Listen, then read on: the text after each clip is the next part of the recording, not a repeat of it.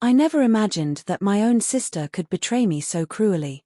$13,700 charged on my card for her luxury trip while I struggled to make ends meet. I thought family was my safe place until I realized sometimes, the people you trust most are the ones who will destroy you. Olivia, can I borrow your card for a quick weekend trip? Madison asked, twirling a strand of her hair and flashing that infuriatingly perfect smile. Sure, I said, surprised. Where are you going? Oh, just a little getaway with friends. Nothing huge. You know me, I wouldn't ask if it wasn't important, she said, leaning casually against my bedroom doorframe. You promise you'll pay me back? I asked cautiously. Of course. You know I always do, she said, eyes sparkling with fake sincerity. Don't worry, it'll be fine. I handed her the card. My heart felt light. I trusted her, always had. I never imagined she could ever betray me like this. 2 days later, I opened my banking app to check something for work, and my stomach dropped. A charge. $13,700. For a weekend trip. My hands shook as I stared at the screen, disbelief flooding me. No, this can't be right, I muttered under my breath. I dialed Madison's number immediately.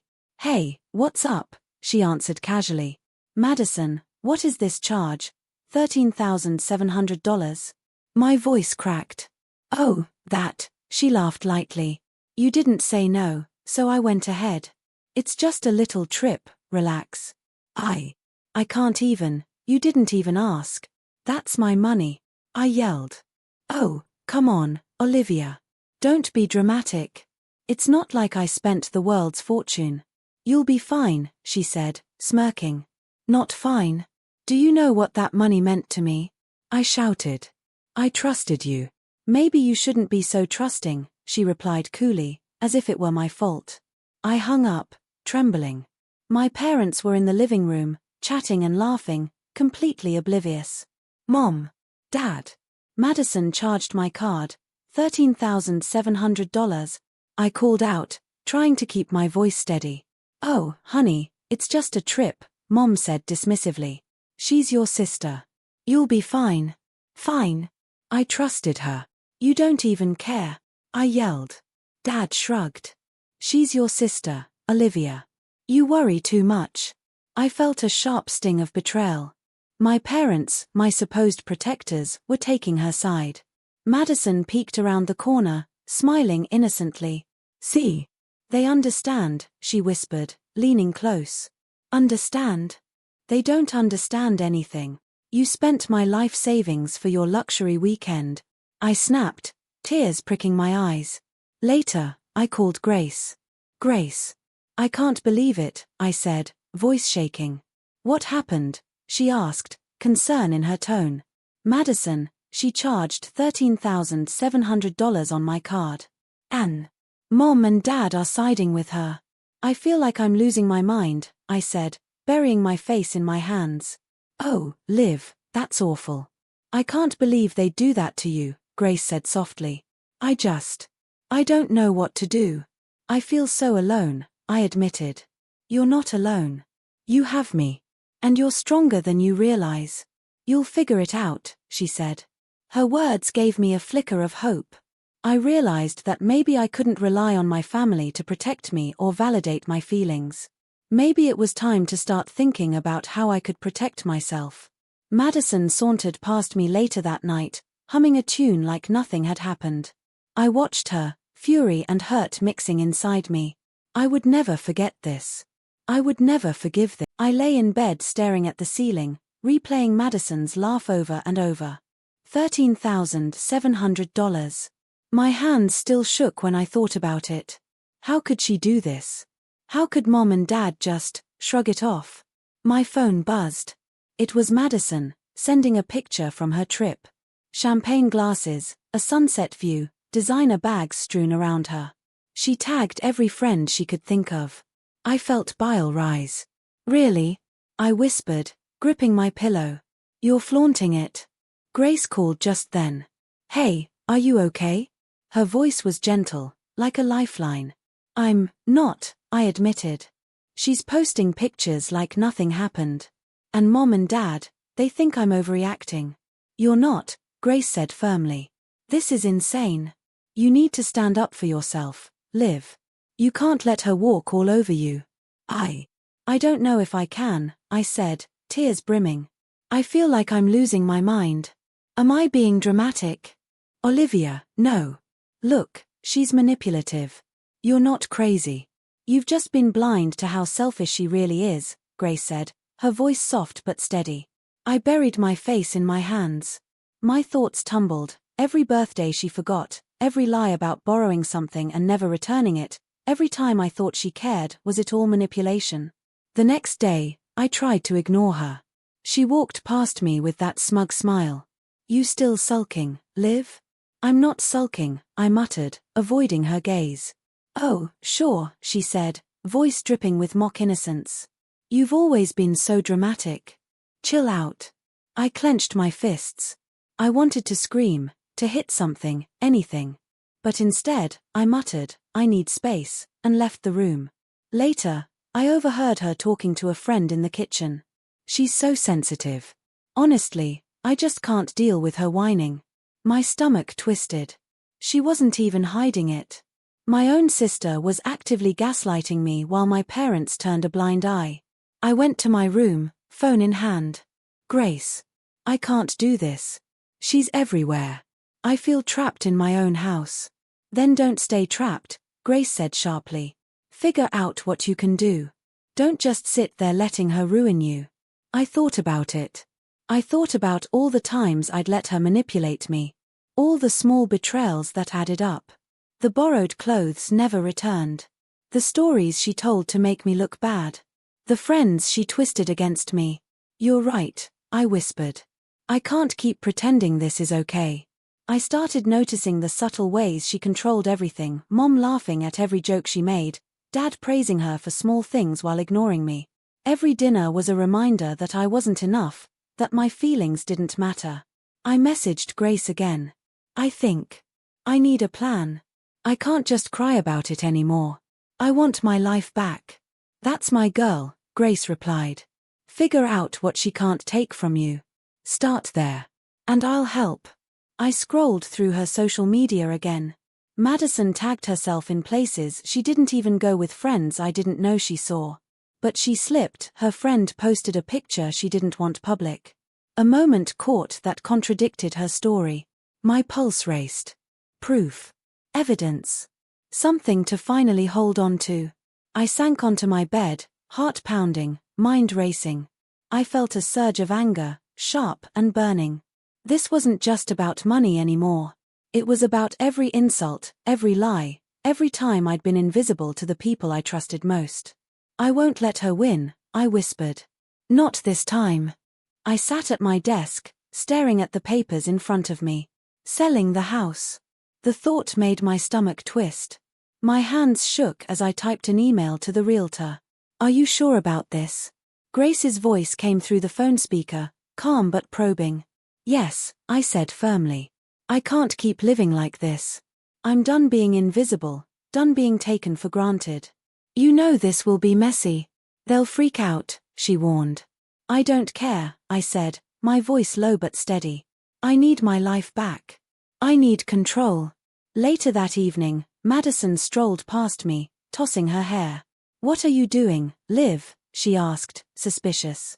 Just work stuff, I mumbled, heart racing. She said, giving me a sly look. You've been acting weird lately. Should I be worried? You should mind your own business, I snapped, trying to keep calm. She laughed, that infuriating laugh. Wow, you sound serious. What's going on? I clenched my fists. I'm taking back what's mine. I'm selling this house. Madison froze. Then she blinked, her eyes wide. You can't do that. Mom and Dad live here. I can, I said firmly. It's my house. I own it. And you've made it impossible to live in. Mom walked into the room. Olivia, what are you talking about? I'm selling the house, I said, voice trembling but strong. I'm done being your bank and your victim. You'll have to find somewhere else to live. Dad's face went pale. Liv, wait, this is ridiculous. You can't just. Yes, I can, I interrupted. I've been quiet for too long. I've let you all treat me like my feelings don't matter. Not anymore. Madison opened her mouth, probably to argue, but I held up my hand. No.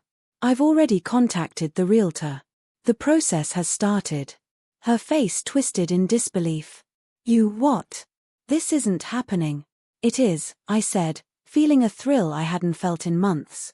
Power. Control. Satisfaction. That night, I lay in bed, heart pounding. Guilt gnawed at me, but it was mixed with liberation. I realized I wasn't doing this to hurt them, I was reclaiming my life.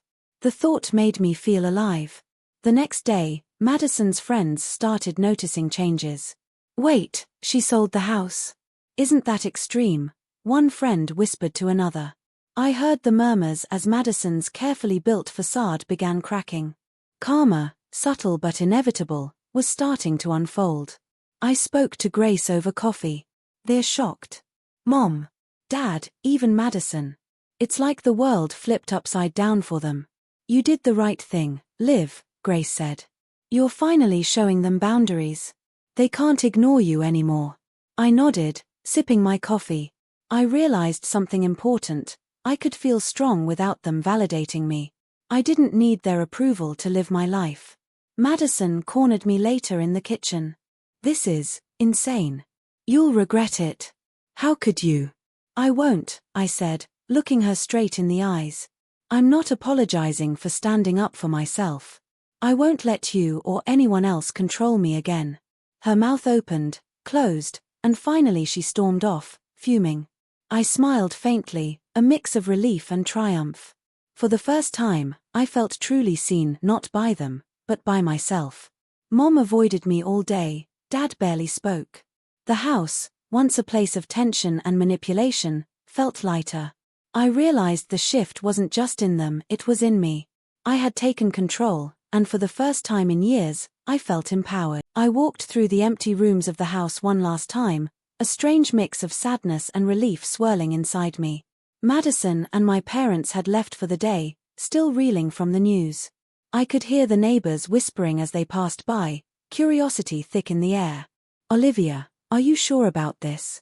Grace asked over the phone, her voice full of concern. Yes, I said firmly. It's done. I don't feel guilty anymore. I feel free. You sound happy. Proud even, she said, smiling. I am, I admitted. It's strange. All the pain, all the betrayal, it led me here. I finally see my worth. Later that afternoon, Madison tried to corner me in the driveway. You can't do this.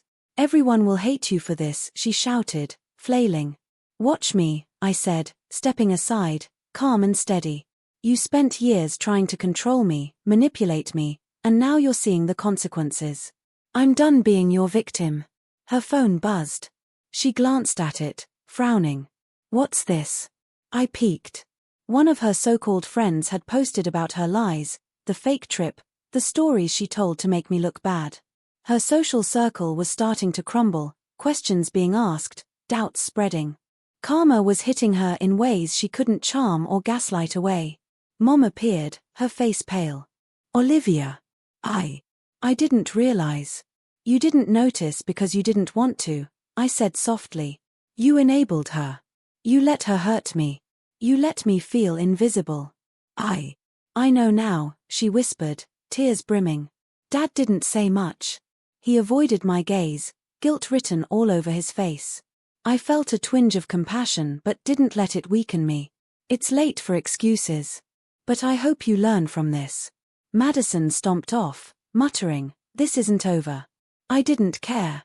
The people who mattered, my friends, my sense of self, my freedom, were mine now. That evening, I called Grace. You won't believe this, I laughed softly, shaking my head. Madison's friends are turning on her. Mom and Dad, they're finally admitting I was right. I knew this day would come, Grace said. It's poetic justice. You took control. You didn't just survive, you thrived. I leaned back in my chair, looking at the sunset through the empty windows. All those nights crying, feeling hopeless, it shaped me. I wouldn't be here without it. I finally understand what it means to stand up for myself. You've come so far, Grace said warmly. I know, I whispered.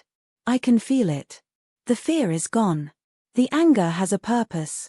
And the guilt, it's gone. Madison called later, her voice tight with frustration. Olivia. I want to talk. Please. I have nothing to say, I replied calmly. I've said everything already. My life doesn't need your approval anymore. She hung up, defeated. I smiled faintly. It felt good, not cruel, but just. She had learned, painfully, that her actions have consequences. I went to my bedroom, sat on the floor, and let the quiet wash over me. The house that once felt suffocating, full of manipulation and betrayal, was now empty, but in that emptiness, I found peace. I thought about everything: Madison's lies, my parents' blind favoritism, the sleepless nights, the fear. And I realized I had survived. More than that, I had grown. Stronger, wiser, and proud of who I had become. I whispered to the empty house, I'm safe now. I'm free. I own my life. Grace's message pinged, you did it. I'm so proud of you. I smiled, eyes wet, heart full. This was closure. Not just for what happened, but for every moment I had doubted myself, every tear I had shed, every time I had felt powerless. I was no longer that girl.